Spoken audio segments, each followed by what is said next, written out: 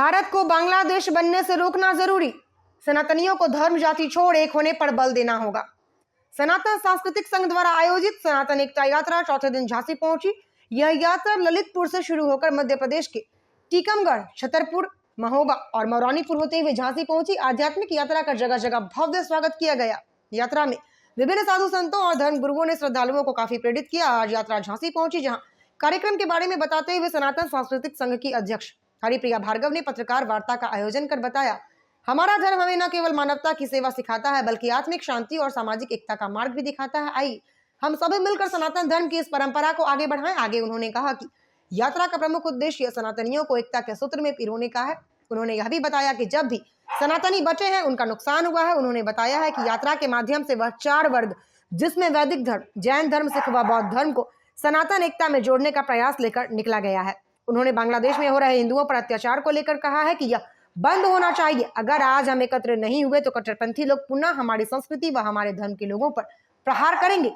वहीं यात्रा में शामिल होने झांसी पहुंचे सनातन महासंघ के संस्थापक गौतम खट्टर ने भी सनातनियों को एक होने पर बल दिया है। इसके साथ ही उन्होंने कहा कि बांग्लादेश में जिस तरह से हिंदुओं पर अत्याचार हो रहा है, जहां साधु संतों के साथ दुर्व्यवहार किया जा रहा है, वहां आज हिंदुओं की बहन बेटियां सुरक्षित नहीं है। और अगर सनातनी एक नहीं हुए तो भारत में भी एक बांग्लादेश बहुत जल्द ही नजर आएगा। इसलिए सनातनियों का एक होना बहुत जरूरी है। वहीं उक्त कार्यक्रम में फिल्मी दुनिया के जाने माने अंग्रेजों के जमाने के जेलर अभिनेता असरानी और नवीन बाबा भी शामिल हुए। जिला नजर न्यूज नेटवर्क के लिए जिला संवाददाता सुरेंद्र तिवारी की खास रिपोर्ट। हमने यही संदेश दिया है कि जाति, वर्ण, धर्म से ऊपर उठकर हम सबको एक होना है और एकजुट रहना है। हमें किसी भी तरह की राजनीतिक या धार्मिक षड्यंत्रों में नहीं आना है। हमें श्रद्धा, शांति और शौर्य, जो सनातन की 3 विशेषताएं हैं, उनको अपनाना है अपने जीवन में। और जाति को अपने मन से एकदम निकाल देना है, मन भेद नहीं रखना है।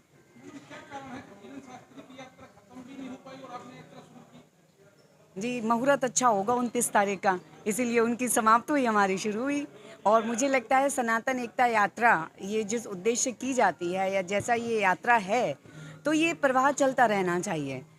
किसी की समाप्त होती है, कोई शुरू करता है। सारे सनातनी बहन भाई अपने अपने क्षमता अनुसार सहयोग कर रहे हैं और अपनी योग्यता अनुसार उसमें अपना योगदान दे रहे हैं। तो झांसी आकर हुआ है, क्या कहेंगे?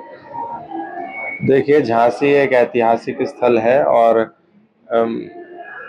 यहाँ झांसी की रानी के नाम से एक वीरांगना हमारी प्रसिद्ध हुई।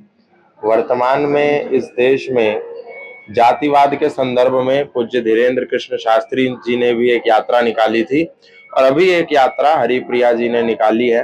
तो ये जो छोटी छोटी यात्राएं हैं, बड़ी बड़ी यात्राएं हैं, देश के कोने कोने में हो रही हैं, उस यात्रा में झांसी एक ऐतिहासिक स्थल के रूप में विख्यात होगा आने वाले समय में, क्योंकि अभी हाल फिलहाल में 2 यात्रा निकली और दोनों ने झांसी को टच करा है। तो ये जात पात, छुआछूत, ऊंच नीच, भेदभाव, इसको मिटाने की यात्रा के संदर्भ में यहाँ पर आना हुआ था। और सनातन धर्म के लोग जो विभिन्न धड़ों में बटे हुए हैं, विभिन्न पंथों में बटे हुए हैं, विभिन्न जातीय भेदभावों में बटे हुए हैं, उन सबको एक करने के लिए, पिछड़े और बिछड़े सनातनियों को गले लगाने के लिए ये यात्रा थी। इसमें हम सब सम्मिलित हुए। आपकी भी सनातन यात्रा निकली, ये शास्त्री की भी सनातन यात्रा निकली, अलग अलग क्यों? अलग नहीं है, एक ही है। धीरेन्द्र शास्त्री जी के साथ हम थे पूरे। उसी टाइम उनकी चल रही, उसी टाइम आपकी चल रही। नहीं, उनकी समाप्त नहीं, उनकी समाप्त हो गई।